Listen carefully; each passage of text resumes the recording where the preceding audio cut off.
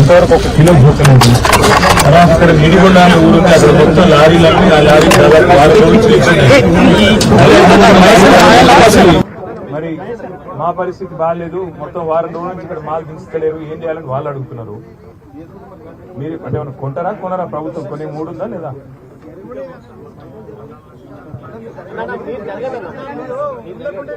$14 లక్షల దాకా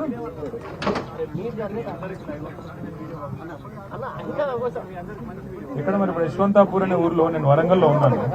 1 కిలో 15 రోజులైంది, 1 కిలో జోకలేదు. సెంటర్ పేరుకు తెరిచినారు, ఇంతవరకు 1 కిలో జోకలేదు. కొన్ని మీరు తీసుకున్న వాళ్ళు 6 లక్షలు తీసుకున్నామన్నారు కదా, డబ్బులు ఎంతమందికి ఇచ్చినారు ఇప్పటికీ?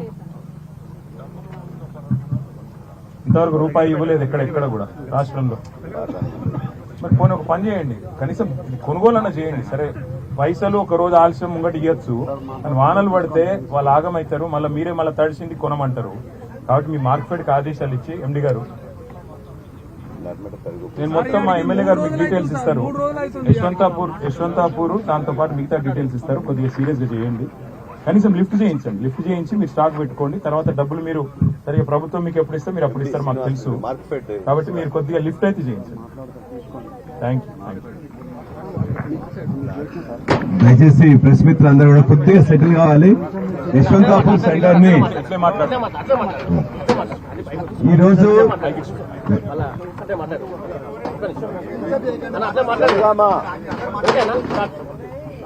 జనగామ యశ్వంతాపూర్ లో మొక్కజొన్న కేంద్రం కావాలని చెప్పేసి అడిగి 1 నెల రోజులు వెంటబడితే ఇక్కడ కేంద్రం ఓపెన్ చేసిండ్రు. కానీ కేంద్రము ఓపెన్ చేసినప్పటి నుండి ఇప్పటిదాకా ఈ రైతులందరూ కూడా ఇక్కడ వాళ్ళే. వాళ్ళు ఇక్కడ కొన్ని ఒక 10 కుప్పలు పోసింది, అక్కడ ఒక 50 కుప్పలు పోసింది. ఇట్లా రకరకాలుగా పోస్తే ఒక్క గింజ కూడా బారదానియలేదు, ఇంతవరకు ఎత్తడానికి ఎవరు రాలేదు.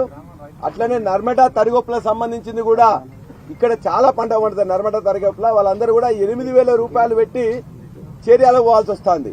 చేర్యాల కూడా దగ్గర ఇలా 17,000 క్వింటాలు అట్లే ఉన్నాయి. దానికి సంబంధించి కూడా బారదానియలే, ఇంతవరకు ఎత్తలే. అంతకుముందు ఎత్తిన ఒక 13,000 క్వింటాలు తప్ప దానికి కూడా 1 రూపాయి కూడా ఇవ్వలే. అందుకే రాష్ట్రం మొత్తం మీద మొక్కజొన్న పరిస్థితి ఇట్లే ఉందన్నా. ఇక్కడ ఈ జనగామ జిల్లాలో వచ్చిన వాళ్ళందరూ కూడా నిడిగొండ దగ్గరికి 100 లారీలు వస్తే 100 లారీల మనుషులు మొత్తం కూడా రైతులు కానీ వాళ్ళందరూ కూడా ఇక్కడే ఉన్నారు, డ్రైవర్లు ఉన్నారు, వాళ్ళందరూ ఉన్నారు. వాళ్ళు కూడా చాలా మొత్తం అందరూ కూడా ఇబ్బంది అవుతున్నది. కాబట్టి ఇక్కడ ఈ కేంద్రం మా సంపత్ సర్పంచ్ గారు, అదే విధంగా రైతులందరూ కూడా యశ్వంతాపూర్ ఉన్నారు. మాట్లాడతాం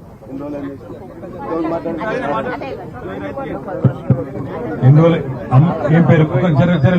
ఏం పేరు మీ పేరు? ఉపేంద్రమ్మ. ఎన్ని ఎకరాలు ఉంది పొలం? మొత్తం మక్కలేనా? ఎన్ని రోజులు ఇక్కడ తీసుకొచ్చి? 20 రోజులు. కొంటలేరా? కొంటలేదు సార్, బాధ ఏం లేదు సార్. కొంటామని స్టార్ట్ చేసింది సార్, ఇప్పటి వరకు 1 కేజీ కూడా కొనలేదు సార్. తీసుకొచ్చి 15 రోజులైంది, ఇంతవరకు 1 కిలో కొనలేదు. బారదాన్ని కూడా ఇవ్వలేదు సార్. కనీసం గన్ని బ్యాగ్స్ కూడా ఇవ్వలేదు, సంచులు కూడా ఇస్తలేదు. ఒకరి మీ పేరమ్మా? మీకెంత పొలం ఉంది? 3 ఎకరాలు మొత్తం మక్కలేనా? 2 రోజులు అయితే తెచ్చి మీరు ఇడికి మేము కాంట జోకేందుకు వచ్చినాం సార్. ఇక్కడ మేము వాళ్ళ లీడర్. ఎన్ని రోజులు? 15 రోజులు అవుతుంది సార్. 15 రోజులు. మేము అందరు ఐకేపీ అయితే 15 రోజులు మేము అందరినీ కలెక్టర్ దగ్గర కూడా పోయి వచ్చినాం సార్. కలెక్టర్ అంటూ అమ్మ చూద్దాం, 10 రోజులు టైం ఉంది, 10 రోజులు టైం ఇస్తున్నాం, తర్వాత చెప్తాం సార్. మేము పైకి పంపించినాము, వాళ్ళతో మాట్లాడినాక చెప్తామంటున్నాం. 10 రోజుల వరకు వర్షాలు పడితే ఇబ్బంది పడుతుంది కదా అని రైతులందరూ అంటున్నారు సార్. అందుకోసమే మీరు వస్తుంది కదా, మీకు చెప్పుకుందామని మేమందరం రైతులందరం మీరు ఆగినాం సార్. ఎవరున్నారు ఇంకా రైతులు? ఈ పేరు తల్లి? మీ పేరేందమ్మా? నాగరాజు. ఎన్ని ఎకరాలు ఉంది పొలము? 5 ఎకరాలు. మొత్తం మొక్కజొన్న వేసిందా? ఎన్ని రోజులు అయితే తెచ్చిడికి? 20 రోజులు. ఏమంటారు మరి అధికారులు? రెస్పాన్స్ అవుతలేదు సార్, అసలే అవుతలేరు. సంచులన్నీ ఇచ్చిరా? ఏది లేదు, జోకుడు లేదు, సంచులు లేదు. మరి వాన పడితే ఏంది? వాన పడితే తడితే ఖరాబ్ అయితే దేవుని మొక్కలు తప్ప వేరే లాభం. మరి ఎవరు సార్ రెస్పాన్స్ అవుతలేరు. ఏబిఎం సార్ అయితే లేడు, సిసి సార్ అయితే లేడు. ఎవరు బాధని కావాలని ఎంత తిరిగినా కానీ ఎవరు ఇస్తలేరు. తర్వాత మీకు రైతు బంధు పడ్డదా? పర్లేదు సార్, అసలు 1 ఎకరం కూడా పడ్డదా? 1 ఎకరానికి పడ్డాయి. ఎంత పడ్డది? 6,000 పడ్డాయి అంతే. తర్వాత ఏది పడలేదు. రైతు రుణమాఫీ కూడా అయితలేవు. రుణమాఫీ కూడా కాదు. మీకు ఎన్ని ఎకరాలు ఉందన్నారు? 5 ఎకరాలు. అసలు రుణమాఫీ కూడా కాదు. 2 లక్షల మందం కాలేదా? పక్కా ఊర్లో అందరి పరిస్థితి ఇదేనా లేక ఒకరిది కాదు సార్. రైతులందరూ ఆరుగాలం కష్టం చేసి ఇప్పుడు 20 రోజుల నుండి ఈడ పోసుకొని పామనక పురుగనక మీరు వండుడు చేసుడు నుండి యశ్వంతపురమేనా? యశ్వంతపురం సార్. అంటే ఊళ్ళో అంతా ఎక్కువ మొక్కజొన్న వేసి చాలా మంది వేసినాం సార్. ఇది పరిస్థితి. నాగరాణి మాట్లాడింది మీరు విన్నారు, ఉపేంద్రమ్మ మాట్లాడింది మీరు విన్నారు, అమ్మాయి పేరు విజయలక్ష్మి గారు మాట్లాడింది మీరు విన్నారు. ఇక మీరు ఎవరు మాట్లాడినా గదే కథ, ఏం కొత్తదేం లేదు. మా ఎమ్మెల్యే పల్లా రాజేశ్వరరెడ్డి గారు అడిగితే ఇప్పుడే మార్క్ఫెడ్ ఎండి శ్రీనివాస్ రెడ్డి గారితో కూడా నేను మాట్లాడినా. ఇవాళ రాష్ట్ర ప్రభుత్వాన్ని, ముఖ్యమంత్రి రేవంత్ రెడ్డిని మేము అడిగేది ఒకటే, వరంగల్ వేదికగా, జనగామలోని యశ్వంతపూర్ వేదికగా మేము అడిగేది ఒకటే. రాష్ట్రంలో దగ్గర 14 లక్షల ఎకరాల్లో మొక్కజొన్న పండించింది. 14 లక్షల ఎకరాల్లో ఇవాళ వచ్చిన మరి విత్తనాలు గాని ఇంకోటి గాని దానివల్ల దిగుబడి కూడా బ్రహ్మాండంగా వచ్చింది.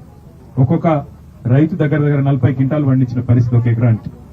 కానీ ప్రభుత్వం ఏమంటున్నది, ఈ రోజు వరకు ప్రభుత్వానికి 14 లక్షల ఎకరాల్లో పంట పండితే పంటలు కొనే ప్రణాళిక కూడా లేదు. మార్క్ఫెడ్ ఎండీ గారు చెప్తా ఉన్నారు ఇప్పటికి మేము 6 లక్షల క్వింటాలు కొన్నామన్నాడు. కానీ వాస్తవం ఏంటి అంటే రాష్ట్రం మొత్తంలో పండింది దగ్గర 45 లక్షల మెట్రిక్ టన్నులు పండింది. మరి ప్రభుత్వం ఇప్పటి వరకు వారు చెప్పింది నిజం అనుకుంటే కూడా ఎక్కడ 45 లక్షలు, ఎక్కడ 6 లక్షలు, ఒకటి ఆలోచించండి. నెంబర్ 1, ప్రభుత్వం మాకున్న సమాచారం మేరకు రైతు పండించింది మొత్తం కొనడానికి కూడా సిద్ధంగా లేదు. కేవలం ఒక 10 లక్షలు 15 లక్షల టన్నులు మాత్రమే కొనాలి, తర్వాత చేతులు దులుపుకోవాలి. ఎందుకంటే రైతుల దగ్గర కొంటే కనీస మద్దతు ధర 2460 రూపాయలు ఇవ్వాలి, ఇవ్వకపోతే రైతులు ఊకోరు. మరి ఒకసారి కొనుగోలు చేసి జోకి మళ్ళీ లోపల పెట్టుకున్నామంటే పైసలు ఎప్పుడు పడతాయని గడబడి చేస్తారు. దాని బదులు సప్లై కాయంత సెంటర్లలో అట్లే ఇడిచి పెడితే వాన కొట్టో ఇంకోటి కొట్టో ఆఖరికి ఏదో ఒకటి అయితే సచ్చినట్టు అమ్ముకుంటారు. బయట 1600 1700లకు అమ్ముకుంటారు. మాకు లొల్లి పోతుంది, బోనస్ ఇచ్చేది లేదు, మద్దతు ధర ఇచ్చేది లేదనే ఆలోచనతో ప్రభుత్వం ఉన్నట్టుగా కనబడతా ఉంది.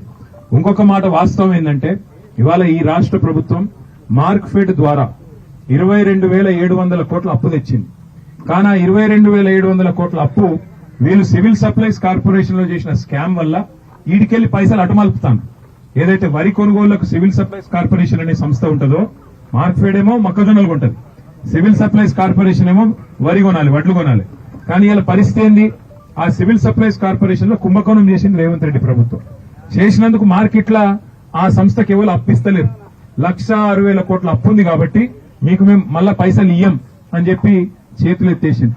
మరి ఏం చేయాలి, వడ్లు పండించిన వాళ్ళు ఎక్కువ ఉన్నారు కాబట్టి మార్క్ఫెడ్ ద్వారా పైసలు తీసుకొని లోన్ తీసుకొని ఈ పైసలు అటుమలిపి మొత్తానికి ఏదో కొన్ని రోజులు టైం పాస్ చేద్దామనే ఆలోచనలో ప్రభుత్వం ఉన్నది.